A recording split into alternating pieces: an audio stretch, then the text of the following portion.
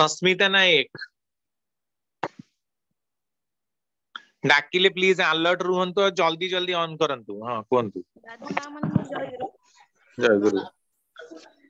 जो झील को 3 वर्ष क्या कोनटा झील को अभी 3 वर्ष। हाँ 3 वर्ष तार से पेट थिला मन इष्टवती को करछि। हाँ आ से अब के इष्टवती करबो ना हाँ करिवो जदि बसी की करि परछि से निज हाथ रे करिवो निश्चित करिवो। से तो आपण कहि ताको परिबे हाथ मंत्र मंत्र कुहेई देबे से करिवो। आज्ञा। हाँ आ गोटे क्वेश्चन हाँ प्रार्थना समय रे से तो सोच ताको जबरदस्ती उठे के बसेला प्रार्थना रे ना हाँ जबरदस्ती उठेकी बसेଇବା ଭଲ। ठीक एई आज्ञा अभ्यास ता छोट बळु करि पकेला बड़ हैला को कष्ट करिबा को हुए ना। आज्ञा उठेकी ना बसेबे। उठे के बसेले से बसे हाँ बसे किछि हुए नि कांदे किछि करे चाहते छोट पिला ना ठीक बसे ठीक ना नहीं नहीं छोट बळु ही तो अभ्यास ता ठीक करिबा को पड़े तेणु उठेकी आज्ञा बसेबे। आज्ञा नहीं मोर एतिकी क्वेश्चन थिला। आज्ञा ठीक अछि। एबे जय गुरु हाँ आज्ञा जय गुरु। गुरुचरण नायक सोलमपुर एटा कोठी जगह सोलमपुर। जय गुरु जय जय जय गुरु जय जय गुरु। गुरु। सोलमपुर कोठी बिरजा मंदिर को 5 किलोमीटर जाजपुर टाउन। अच्छा जाजपुर ठीक अछि कोहंतु। आज्ञा मनीषर जेते पाइले तार कामना वासना जाए ना से जेते पाइले से आउरी आशा ही हुए। एतिक कहते तापर कहि गोटे कौन प्रश्न कौन प्रश्न जेते पाइले से मन मनीष कहीं तृप्त हुए ना कहीं कि आउरी आशा ही आगे को जाए यार माने टा अच्छा ठीक अछि और ठीक अछि विजयदा कहंतु जेते पाइले कहीं तृप्त हुए ना विजयदा कहंतु। पंडित विजय कुमार आचार्य दास सुनि परछंती। हाँ कहंतु जय गुरु जय गुरु। ए जेते काम पाइले मनुष्य कहीं तृप्त होउनी। हाँ ठीक अच्छे काम क्रोध लोभ 3टा नरकर द्वार ये 3 आमत्रिविदं नरकेश्येदं द्वारं नाशनम् आत्मनः। जो आम गीतार कह जाଉଛି काम क्रोध लोभ मूल हଉଛି लोभ लोभ कामना कामनाटा रही आम कामना रही केमती हम काम आम ताको यूटिलाइजेशन करवा आम घरे करेन्ट रही आम केमी चलवा तेणु कामनाटा रही कामनाटा सब अतृप्त केमी कहीं है ना ସେଇଟା ଆମର ଲୋଭ ଶକ୍ତିଟା ଅଧିକା ଥାଏ ଆମେ ଖାଇଲେ ଆହୁରି ଖାଇବି ଇଚ୍ଛା ରହେ ଭଲ ଜିନିଷଟା ଖାଇଲେ ହଁ ଏଇଟା ଖରାପ କଥା ନାହିଁ ଏଇଟା ଭଲ କଥା ତେଣୁ ଭଲ ଜିନିଷ ପ୍ରତି ଲୋଭଟା ହେଲେ ଭଲ ଖରାପ ଜିନିଷ ପ୍ରତି ଲୋଭଟା ହେଲେ କ୍ଷତିକାରକ ତେଣୁ ଆମେ କରେଣ୍ଟଟା ଘରକୁ ଆଣିଛେ କରେଣ୍ଟଟାକୁ ଆଣିଛେ ମାନେ ଆମେ ୟୁଟିଲାଇଜେସନ କରୁଛେ ଫ୍ୟାନ ଲଗେଇଲେ ଯୋଉଥିରେ ବିଭିନ୍ନ ଦିଗରେ ଲଗେଇଲେ ଆମେ ତାକୁ ଲଗେଇଲେ ବୋଲି ତ ଆମେ ସୁଖରେ ରହିଲେ ପବନ ହେଲା ବା ଲାଇଟ ହେଲା ବା ଆମକୁ ଗୋଟେ ଟିଭି ଜଳେଇଲା ଭଲ ଭଲ କଥା ଜାଣିଲେ ଭଲ ଦିଗରେ ଲଗେଇ ଚାଲିଲେ ଭଲ ଭଲ ଫଳ ହେଇଯିବ ତେଣୁ ଲୋଭଟା ଖରାପ ନୁହଁ ଲୋଭଟା ଆଉ ଅତୃପ୍ତ ସାର୍ ମୋର ଷୋଳମପୁରରେ ମୋର ଗୋଟେ ଘର ଅଛି କିଛି ଅର୍ଥ ହେଲା ପରେ ଷୋଳମପୁରରେ ଆଉ ମତେ ଭଲ ଲାଗୁନି ମୁଁ ଯାଜପୁର ବିରଜା ମନ୍ଦିର ପାଖରେ ଗୋଟେ ଘର କଲି ସେଠି ବି ମନ ଭୁବନେଶ୍ୱରରେ ଗୋଟେ ଜାଗା କିଣି ଘର କଲି ସେଠି ବି ମନ ବୁଝି ବମ୍ବେ ଏଇ ଯୋଉ ଆଶାଟା ମୋଟେ ତାର ତୃପ୍ତ ହଉନି।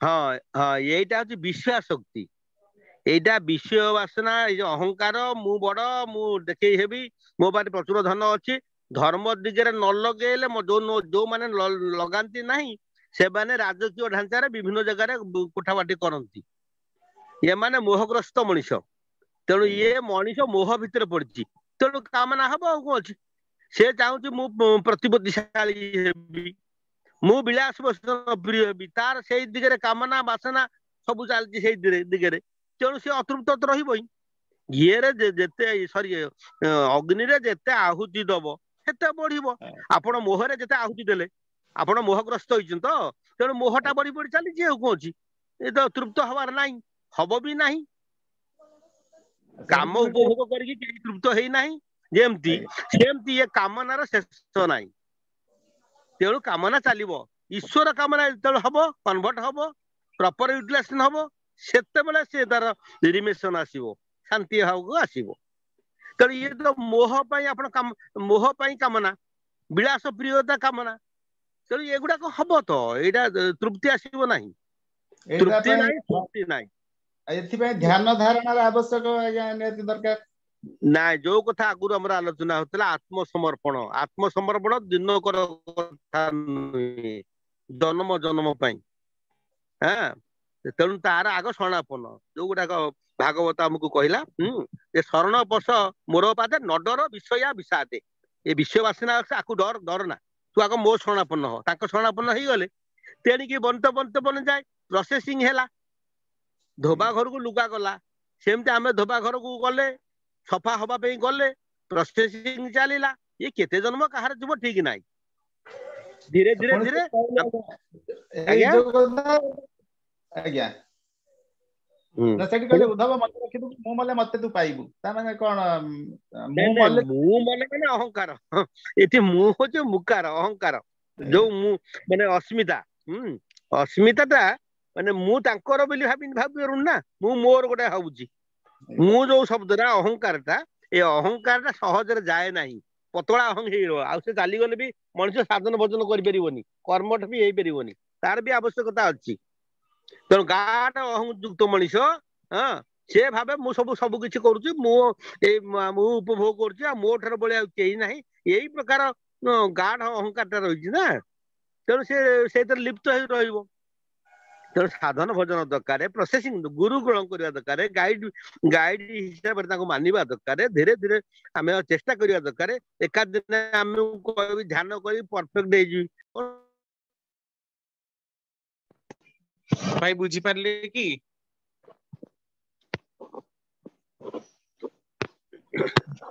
ଆଉ ଭାଇ ବୁଝିଲେ ତ, ନା ଆଉ କିଛି ରହୁଛି? କୁଆଡେ ଗଲେ ଭାଇ? ହଉ ସେ ଛାଡନ୍ତୁ। ଆଉ ନେକ୍ସଟ ପ୍ରଶ୍ନ। ନେକ୍ସଟ ଅଛନ୍ତି ଆମର ଗାୟତ୍ରୀ ଆଚାର୍ଯ୍ୟ ମା ଥିଲେ, କାହିଁକି ହାତ ବନ୍ଦ କରିଦେଲେ?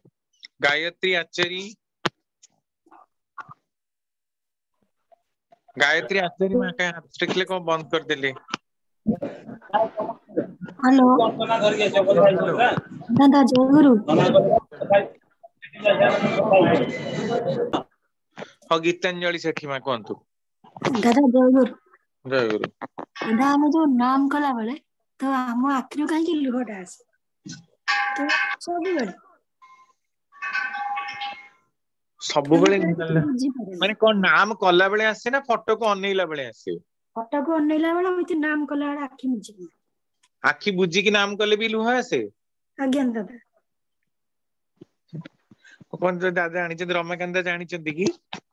କୁହନ୍ତୁ। ସେଟା କଣ ମାନେ, ସେଟା ଭଗବାନଙ୍କ ପାଖରେ ନା ଅଲଗା କଣ, କେମିତି ମୁଁ ଜାଣିପାରୁନି? ମୁଁ ଜାଣିନି, ନାମ କଲା ବେଳେ ଲୁହ ବାହାରେ କାଇଁ, ଆମେ ତ ବାହାରୁନି, ମୁଁ ଜାଣିନି। ଫଟୋକୁ ଅନେଇଲା ବେଳେ ହୁଏତ ହେଇପାରେ, କାରଣ ବହୁତ ସମୟ ଧରି ଆମେ ଯେତେବେଳେ ଅନଉ ଫଟୋକୁ, ସେଟା ଏୟାର ର କଣ୍ଟାକ୍ଟ ରେ ବହୁତ ସମୟ ଆସିଲେ ଆମର ଲାକ୍ରିମାର ଗ୍ଲାଣ୍ଡ ଉପରେ ପ୍ରେସର ପଡେ, ତେଣୁ ଲୁହ ବାହାରେ। ବହୁତ ଆଜ୍ଞା ସମୟ ଅନେଇଲେ ସେଟା ବାହାରେ। ଆଉ ନାମ କଲା ବେଳେ କାହିଁକି ଲୁହ ବାହାରିଛି, ବୋଧେ ବେଶୀ ଭାବପ୍ରବଣ ହେଇଯାଉଥିବେ, ତେଣୁ ଲୁହ ବାହାରୁଛି। କାରଣ ଆମେ ତ ଜାଣିନୁ ନାମ କଲା ବେଳେ ଲୁହ ବାହାରେ ବୋଲି। ଆପଣ ଯଦି ଅତ୍ୟଧିକ ଭାବମୟ ଅବସ୍ଥାକୁ ପଳଉଥିବେ, ତାହେଲେ ହେଇଥିବ। ଦାଦା ଯୋଉ ଜଣଙ୍କର ଦେହଟି ଅସୁସ୍ଥ, ତ ତାପରେ ନାମ ନେଲା ପରେ ବି ସେ ବେଳେ ବେଳେ ଏମିତି ହଉଛନ୍ତି, ସେ କଣ ମେଡିକାଲ ବେଳେ ବେଳେ କଣ ହଉଛନ୍ତି? ଆମେ ମେଡିସିନ ଦଉଛୁ, ହଁ ଆଉ ମାନେ ମୁଣ୍ଡ ଟା ଟିକେ ୱାନ୍ ସାଇଡ। ଆଚ୍ଛା। ତ ଆମ ଦାଦା ଯେ କହିଥିଲେ, ଗୋବିନ୍ଦ ଚନ୍ଦ୍ର ଦାଦା କହିଲେ କଟକ ଆଣ, ଭଲ ହେଇ ଦେଖା କରିକି ମେଡିସିନ ଆଣିକି ଦେଲୁ। ତାପରେ ବେଳେ ବେଳେ ହଉଛନ୍ତି, ତ ଠାକୁରଙ୍କ ନାମ ଯେତେବେଳେ ନଉଛୁ ଠିକ ଠାକ ଚାଲିଛି, କିନ୍ତୁ ବେଳେ ବେଳେ ହଉଛନ୍ତି, ମାନେ ଘରଟା ଗୋଟେ ଅଶାନ୍ତି ଭଳିଆ ଆଉ। ସେମିତି ହବ ମା, ଆମେ ସହି ବହିକି ଚାଲିବା। ସବୁବେଳେ ଗ୍ରହ ଦଶାର ସ୍ଥିତି, ସବୁ କଣ୍ଡିସନ ସମାନ ନଥାଏ। ଆମେ ଟିକେ ସହି ବହିକି ତାଙ୍କୁ ଚାଲିବା, ଆଉ ଯେତେ ପରିମାଣରେ ପାରିବା ଆମେ ଠାକୁରଙ୍କ କାମ କରିଚାଲିବା। ଆସ୍ତେ ଆସ୍ତେ ସେଗୁଡା ସବୁ ନିୟନ୍ତ୍ରିତ ହେଇଯିବ। ହେଲା ମା। ଆଜ୍ଞା। ହଁ ହଁ। ସୁଚିତ୍ରା ମହାନ୍ତି ମା ପୁଣି ହାତ ଟେକିଥିଲେ, ଆଉ କଣ କୁହନ୍ତୁ ଆଉଥରେ? ଦାଦା ଜୟଗୁରୁ। ଜୟଗୁରୁ। ଦାଦା ଯୋଉ ଆମ ଭିତରେ ଅହଙ୍କାର ଟା ନାହିଁ ବୋଲି ଆମେ କେମିତି ଜାଣିପାରିବା? ନା ଅହଙ୍କାର ଅଛି, ନାହିଁ ନଥିଲେ ତ ସେ ମଣିଷ ହବନି, ଜୀବ ହିଁ ହବନି। ହଁ ନାଇଁ ଅହଙ୍ଗ ଯୋଉ ରହିବା ଭଲ, ହଁ କିନ୍ତୁ ସେ ବୃଥା ଅହଙ୍କାର ରହିବା ମାନେ ଖରାପ। ହଁ ସେଇ ଅହଙ୍କାର ଟା ଆମେ ଧର ଯୋଉ ଯେତିକି ପତଳା ଅହଙ୍କାର ବ୍ୟତୀତ ଅଧିକ ଅହଙ୍କାର ଆମେ ନାହିଁ ବୋଲି ଆମେ କେମିତି ଜାଣିପାରିବା, ନିଜକୁ କେମିତି ଜଷ୍ଟିଫାଇ ଏଇ କରିପାରିବା? ଯଦି ଆପଣ ପ୍ରତି କଥାରେ କଥାରେ ମୁଁ ଲଗଉନାହାନ୍ତି, ମୁଁ ତ୍ୱର ଜାହିର କରୁନାହାନ୍ତି, ମୋ ଦ୍ଵାରା ହଉଛି ବୋଲି ଜାହିର କରୁନାହାନ୍ତି, ନିଜର କ୍ୟାପାବିଲିଟି ଟାକୁ ବେଶୀ ଗୁରୁତ୍ୱ ଦଉନାହାନ୍ତି, ତାହେଲେ ଆପଣଙ୍କ ଅହଂ ପତଳା। ମୁଁ ଆଜ୍ଞା ଯାଇଥିଲି, ମୁଁ ନଗଲେ ହେଇପାରିବନି, ମୋ ଦ୍ଵାରା ସେଇଟା ହେଲା ନା, ଆଉ ମୁଁ କରିଦେଲି ନା, ଖାଲି ସବୁଠି ମୋ ହଁ। ଘର ଆମର ମୁଁ ତ ବିନା ଆଉ କିଛି ନାହିଁ, ତାହେଲେ ସେଠି ଅହଂ ପ୍ରବଳ ମାତ୍ରାରେ ରହିଛି। ଓହୋ, ତାହେଲେ ଯିଏ ସେଇଟାକୁ ସବୁବେଳେ ଲୁଚେଇକିନା ମୋ ଯୋଉଟା ଈଶ୍ୱରଙ୍କ ଇଚ୍ଛାରେ ସବୁ କିଛି ହୁଏ, ମୁଁ ନିମିତ୍ତ ମାତ୍ର, ମାନେ ମୋର ପ୍ରାୟୋରିଟି ଟା ଯୋଉଠି ନାହିଁ ହଁ ସେଇଠି ପତଳା ଅହଙ୍କାର ରହିଥିବ। ହଁ ଆଜ୍ଞା ସେଇଟା ଦାଦା। ରହିବ, ମୋର ପ୍ରାୟୋରିଟି ଟା ଦେବେନି। ଆଜ୍ଞା ହଁ ସେଇଟା ହଉଛି ଆଜ୍ଞା ପତଳା ଅହଂ। ଆଉ ଆଦର୍ଶ କୃଷ୍ଟିକୁ ନେଇ, ଘରର ପରମ୍ପରାକୁ ନେଇକି ଅହଂ କରିବା, ଏଇଟା ବି ଆଜ୍ଞା ପତଳା ଅହଂ। ଦାଦା ଧର ଯୋଉ ଜଣେ ଆସିକି ଆପଣଙ୍କ ସାମ୍ନାରେ ଯଦି ଜଣେ ଠାକୁରଙ୍କର ମାନେ କଥା ଆପଣ ଆଲୋଚନା କଲେ ବି ଯାହା କଲେ, ଯୋଉମାନେ ହଁ ଟିକେ ଠାକୁରଙ୍କର ମାନେ ଆଦର୍ଶରେ ବିରୋଧୀ। ଜାଣିନାହାନ୍ତି, ସେଠୁ ହଁ ଦୂରରେ ଅଛନ୍ତି, ହଁ ସେମାନେ ଯଦି ଆଭଏଡ କରନ୍ତି ସେଇଟାରୁ ନିଜକୁ ତ ଟିକେ ମାନେ ସାଇଲେନ୍ସ, ତାଙ୍କ ସହିତ ତ ଯୁକ୍ତି ଯାହା ଲାଗି ହବନି, ଯଦି ସେଠି ମାନେ ଦୂରେଇକି ରହିବେ, ଧର ଯୋଉ ହଁ ସେ ଯୋଉ ତৎକ୍ଷଣାତ୍ ସେ କହୁଛନ୍ତି ସ୍ଥାନ ପରିତ୍ୟାଗ କରି ପଳେଇବେ, ନହେଲେ ଆଜ୍ଞା ପ୍ରସଙ୍ଗ ଚେଞ୍ଜ କରିବେ। ଆଜ୍ଞା ଦାଦା ଇଷ୍ଟଙ୍କର ନିନ୍ଦା, ସ୍ଵାମୀଙ୍କର ନିନ୍ଦା, ବାପା ମାଙ୍କର ନିନ୍ଦା, ଗୁରୁଙ୍କର ନିନ୍ଦା, ଏମାନଙ୍କର ନିନ୍ଦାକୁ ଯୋଉମାନେ ଶ୍ରବଣ କରନ୍ତି ସେମାନେ ପାପୀ। ଆଜ୍ଞା ତৎକ୍ଷଣାତ୍ କିଛି ଦାଦା ଗୋଟେ ବାହାନା କରି ସେ ସ୍ଥାନ ଛାଡି ଯିବେ, ନହେଲେ ପ୍ରସଙ୍ଗ ପରିବର୍ତ୍ତନ କରିବେ, ଆଜ୍ଞା ଯଦି ଦାଦା ଯଦି ଯୁକ୍ତି ନ କରିପାରିବେ। ହଁ କାରଣ ହଁ ଅଯଥା ଦାଦା ଝଗଡା କରିବାକୁ ତ ଆମେ ଚାହୁଁନା, କେହି ବି ନାଇଁ ଝଗଡା ନାଇଁ କରିବା ଆମ ନାଇଁ ଉଦ୍ଦେଶ୍ୟ ନାହିଁ। ତେଣୁ ଏଇ ନାଇଁ ପ୍ରକାର ହଉ ଦାଦା ବିରୁଦ୍ଧ ଜୟ ଗୁରୁ। ଜୟଗୁରୁ। ସୁବାସ ଭାଇ, ଆଜିର ସମସ୍ତ ପ୍ରଶ୍ନ ସରିଯାଇଛି, ତ ଏଇଠି ୱାଇଣ୍ଡ ଅପ୍ କରିବା।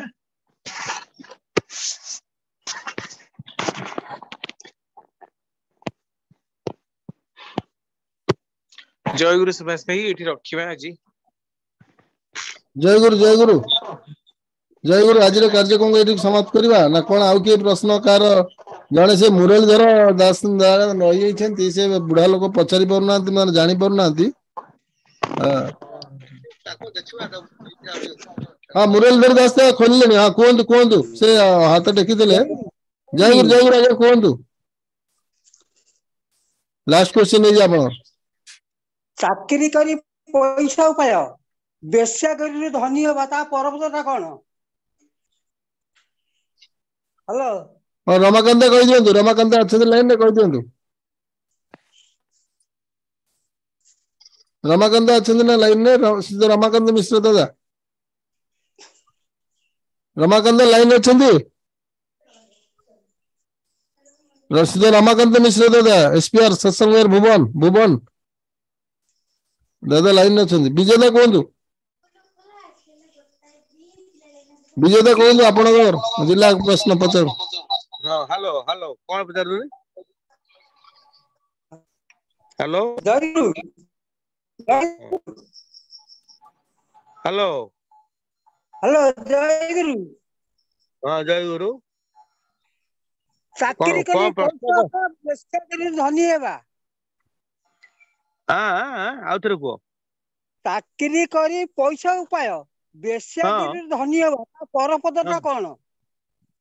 ଓ ପରପଦ, ସେ ଏଇଟା କୋଉଠୁ କହୁଛ? ଆମେ ସବୁ କହିପାରିବୁ ଭଟକିଣି? ଆଜ୍ଞା। ଇଏ ବାଣୀ ପରପଦ ଟା କଣ ସେଇଟା ଆମେ ଆଉ କହିପାରିବୁ? ହଠାତ୍ ଏତେ କଥା ଭିତରେ ମନେ, ଆମେ ଏସେନ୍ସ ବହି ପଢିକି ତାର ଏସେନ୍ସ ମନେ ରଖୁଛୁ ନା। ଆଜ୍ଞା ଚାକିରି କରିକିରି ଧନ ଉପାର୍ଜନ କରିବା, ବେଶ୍ୟାକିରି କରିବା, ଯାହା ଏଇଟା ଜୀବନକୁ ବର୍ବାଦ କରିବା ଆଉ କଣ?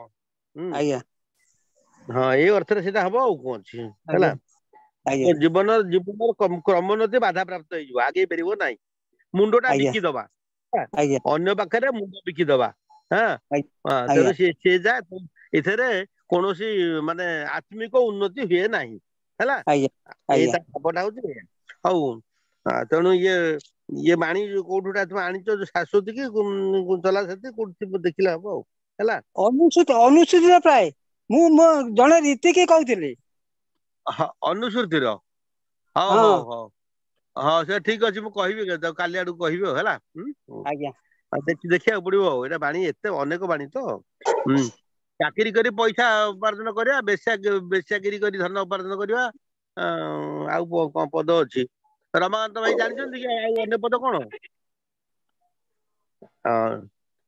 ସେ କହିନା ଆମେ ଆମେ ପଢୁଛୁ ସେ ଆମେ ତାକୁ ମୁଖସ୍ଥ କେତେଟା ବାଣୀ କରୁଛୁ ନା ସବୁ ଦାଦା ପ୍ରଣାମ ଦାଦା ପ୍ରଣାମ ଦାଦା ଏଇ ବାଣୀଟି ଟିକେ କଣ୍ଟ୍ରୋଭର୍ସିଆଲ ରହୁଛି ୟାକୁ ଯଦି ଆମେ ଠିକ ରେ ଆଲୋଚନା ନ କରିବା ଏଟା ଗୋଟେ ନେଗେଟିଭ ଜିନିଷ ବି ବହୁତ ମା ଓ ଭାଇ ମାନଙ୍କ ଭିତରେ ମାନେ ରହୁଛି ମୁଁ ନିଜ ବ୍ୟକ୍ତିଗତ ଭାବେ ଏଇ ବାଣୀ ନୁହଁ ଏଇ ଟାଇପ ର ଜିନିଷ ଉପରେ ବିଶଦ ଆଲୋଚନା ନ କଲେ ଦାଦା ବହୁତ ମିସଅଣ୍ଡରଷ୍ଟାଣ୍ଡିଂ କ୍ରିଏଟ ହେଇଯାଉଛି।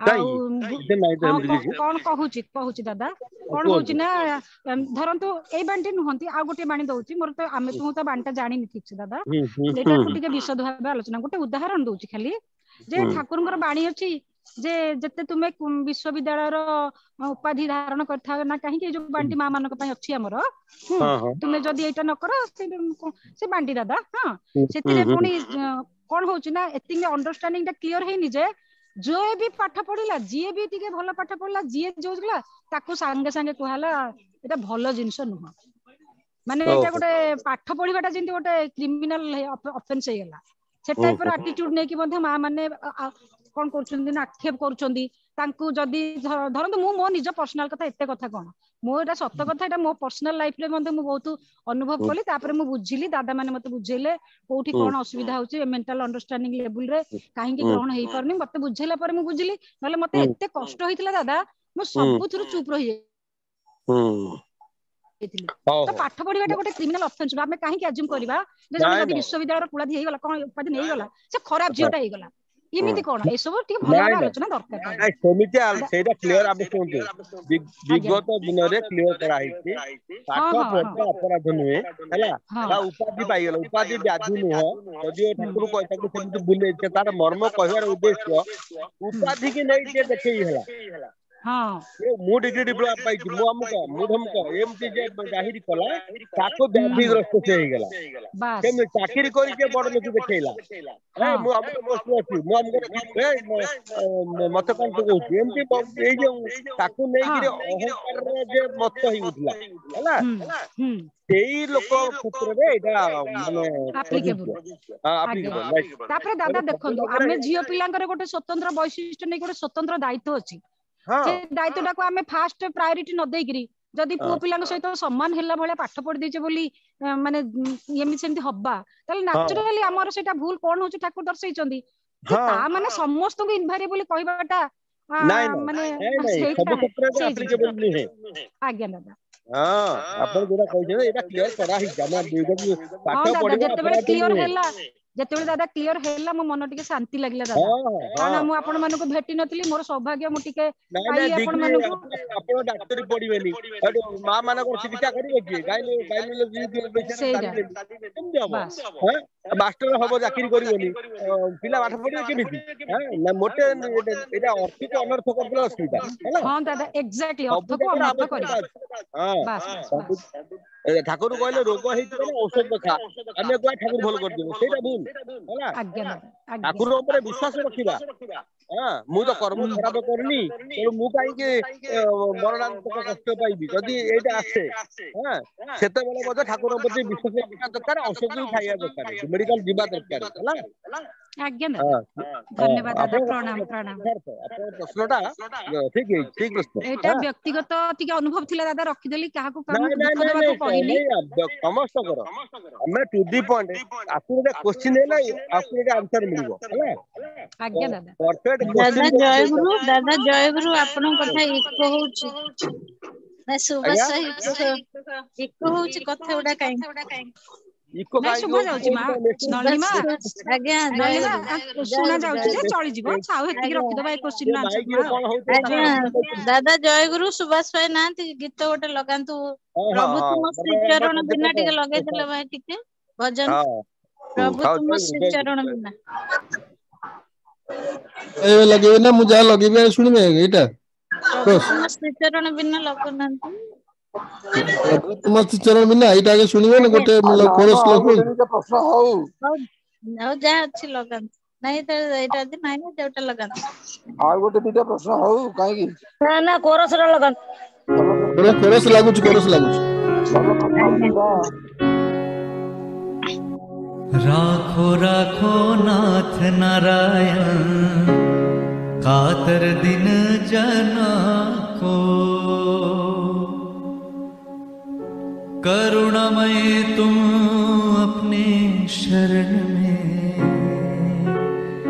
करुणामय तुम अपने शरण में, लाओ हीन मना को।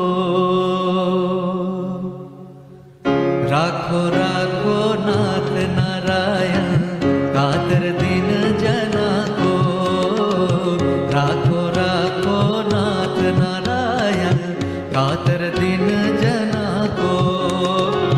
करुणामय तुम अपने शरण में, करुणामय तुम अपने शरण में, लाओ हीन मना को।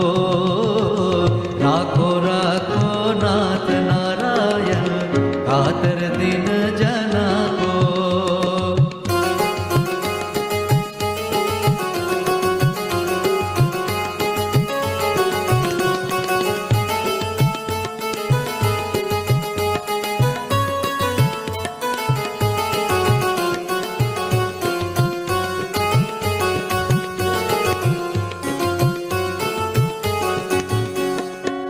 दूर तुमसे दूर ही भटका, मोह भंवर में प्राण जोटका।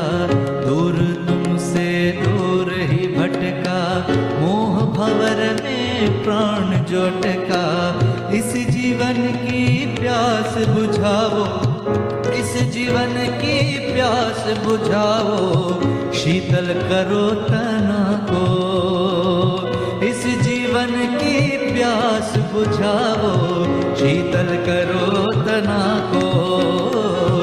राखो राखो नाथ नारायण कातर दीन जना को।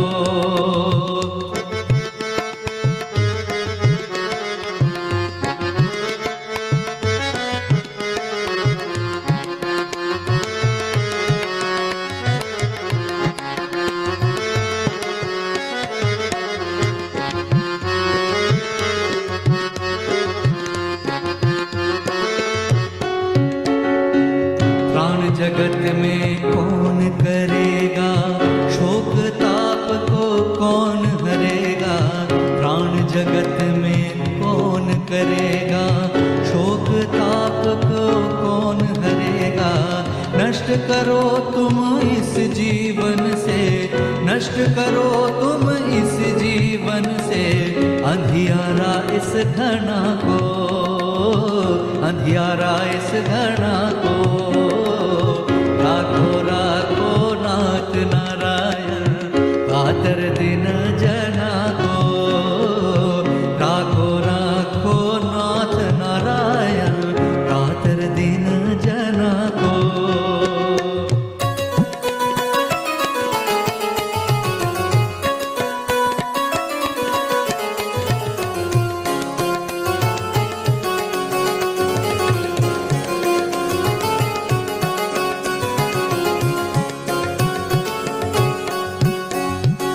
काल कहर का ताना अजब है, माया घोर में अनजाना सब है। काल कहर का ताना अजब है, माया घोर में अनजाना सब है। राह दिखाकर चलना सिखाओ, राह दिखाकर चलना सिखाओ, बेकलेस अगुना को। राखो राखो नाथ नारायण कातर दीन जना को।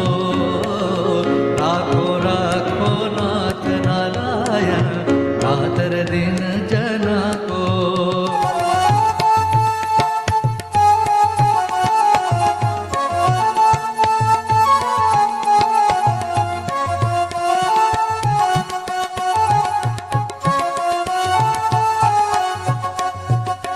दीन दयाल प्रभु अंतर्यामी, आकुल नाथ के सबके स्वामी। दीन दयाल प्रभु अंतर्यामी, आकुल नाथ के सबके स्वामी। दान करो मालिक इस जीवन में, दान करो मालिक इस जीवन में, अमृतमय कणा को, अमृतमय कणा को। राखो राखो नाथ नारायण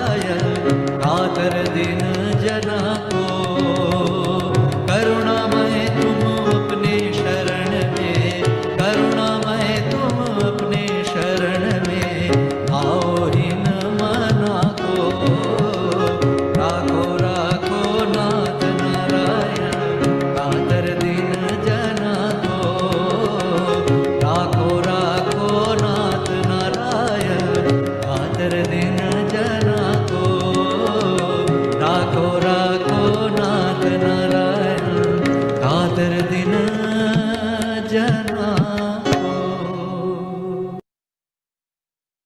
जय गुरु समस्त मोर आंतरिक जय गुरु आज्ञा आपण मन समस्त मोर आंतरिक जय गुरु जय गुरु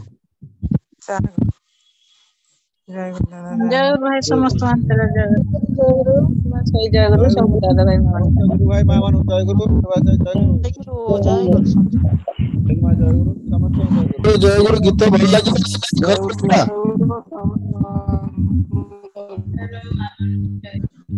जय गुरु नवीन मां गीत भल लागला ना नहीं भल लागिला जय गुरु जय गुरु समस्त को जय गुरु आज्ञा जय गुरु समस्त समस्त आंतरिक जय गुरु आज्ञा जय गुरु